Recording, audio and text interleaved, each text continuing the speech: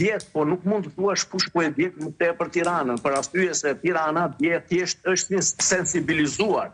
Janë veprime simbolike të qytetarëve për të sensibilizuar gjithë qytetarët, opinionin kombëtar dhe opinionin ndërkombëtar.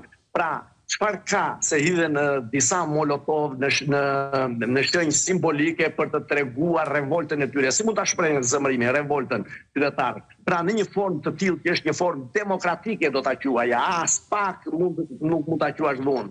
Dhunë është kur grabitet, dhunë është kur vidhesh, është dhunë kur vidhen 50 milion euro me një të rënd të lapsit të tunelin e Llogoras, është dhunë kur ministri Balluku ka 300 apartamente në pronën e saj dhe sa të tjera mund të ketë. Është dhunë kur shikojmë ministra, deputet të Partisë Socialiste që janë një pjesë dërmute e tyre në burg, janë vërtetuar si hajdut të dënuar me vendim gjykate, një pjesë e tyre janë në paraburgim, një pjesë e tyre janë në nënhetim, pra është një ekip i tërë, janë më shumë ish drejtues të Partisë Socialiste në burg, në gjykim, në nënhetim, sesa janë në parlament. Në parlament e kanë mbushur me të tjerë ignorant, njerëz pa nivel, si ato që kemi parë me deklaratat e tyre qesharake dhe me sjelljet e tyre për të ardhur për nivelin e një parlamenti.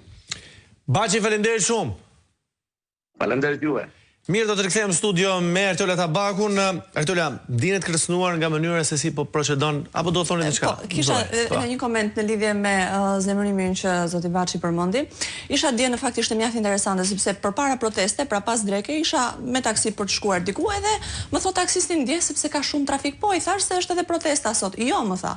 Të gjithë në çdo protest, veç qarkullimi e bllokojnë qëllimisht në mënyrë që t'u hedhin fajin që shise ja këta bën protesta, pra për të zemëruar qytetarët. Kemi parë dhe ato ambulancë që kalojnë sa që bllokojnë rrugën. Po, raste të tilla. Dinet kërcënuar nga mënyra se si procedon policia me të rinjt, nga ajo që përmendi edhe zoti Baçi, arrestimet e